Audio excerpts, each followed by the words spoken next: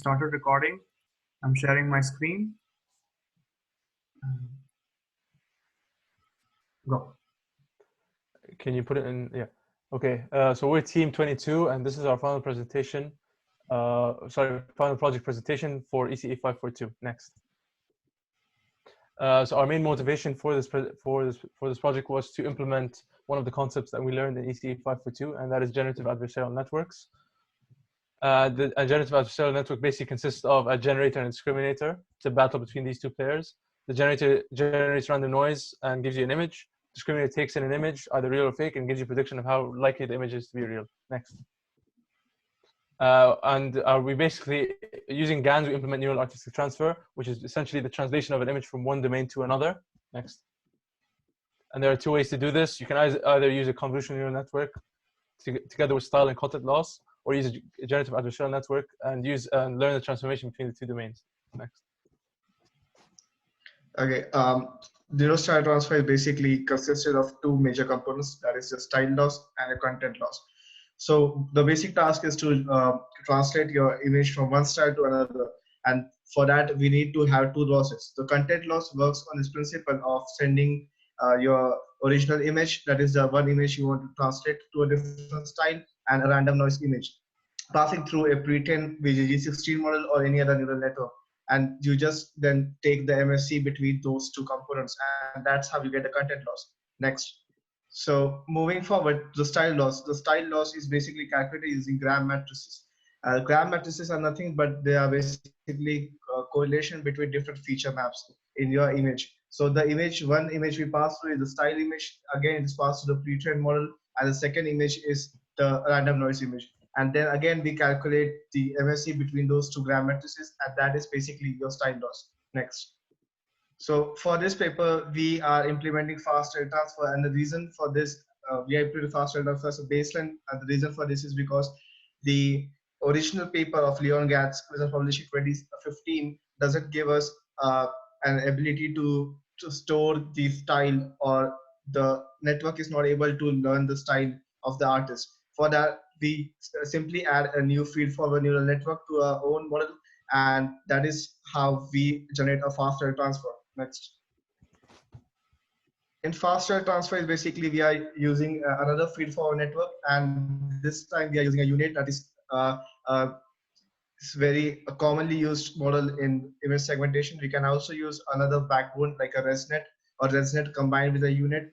Basically, instead of using a random noise image, we pass a content image through the unit and generate a feature map or generate an output which is much closer to the content image. This helps the network to actually converge faster, and this actually helps to change the style of your content image, and that is how the unit or the transformer is able to learn the entire thing.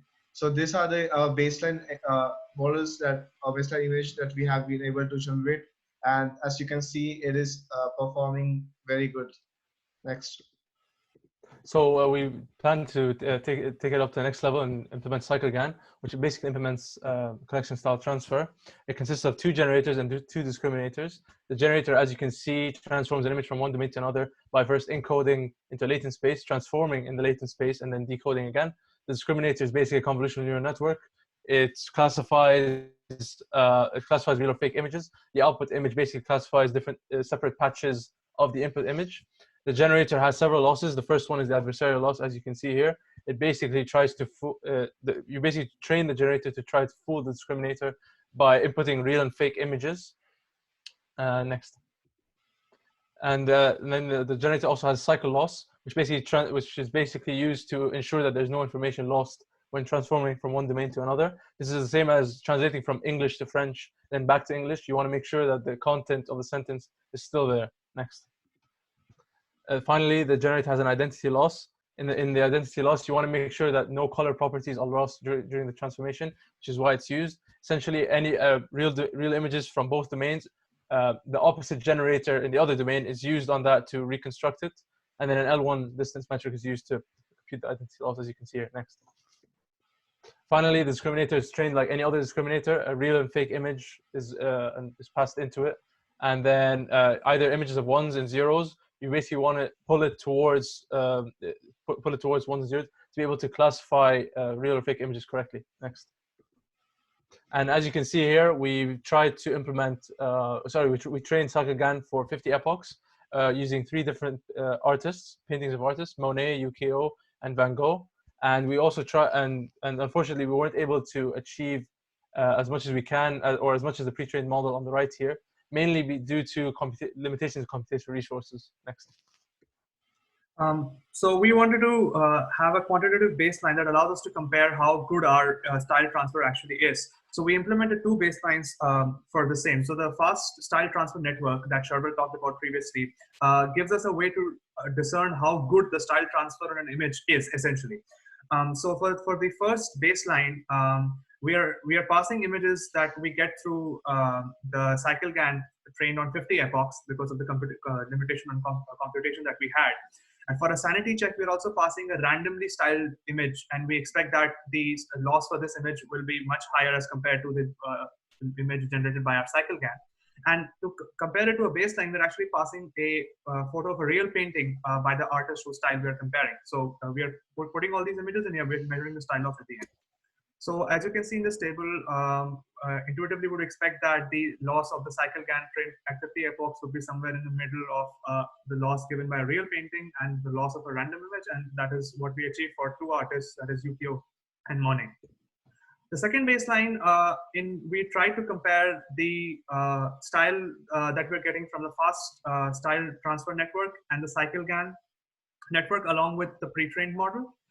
So since we were not able to train for 200 epochs, we were expecting that our results will not be the same as what is given by the pre-trained model. However, for one data set for which we were actually able to do so, the summer-winter data set, we actually observed that our losses were lesser than what was obtained by the pre-trained network. So in this table, you can see that our CycleGAN for 200 epochs, it's giving a lower loss than the pre-trained CycleGAN, and it's intuitive even in the photograph. So this is the original image, and this is what we get after 200 epochs from our CycleGAN, and this is the result from the pre-trained CycleGAN. Clearly, our result is intuitively, visually better than the pre-trained model.